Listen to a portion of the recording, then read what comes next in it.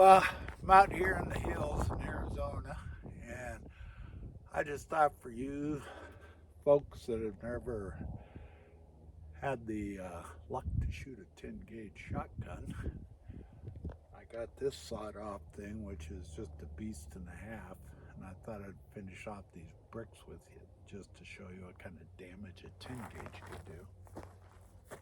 So here we go.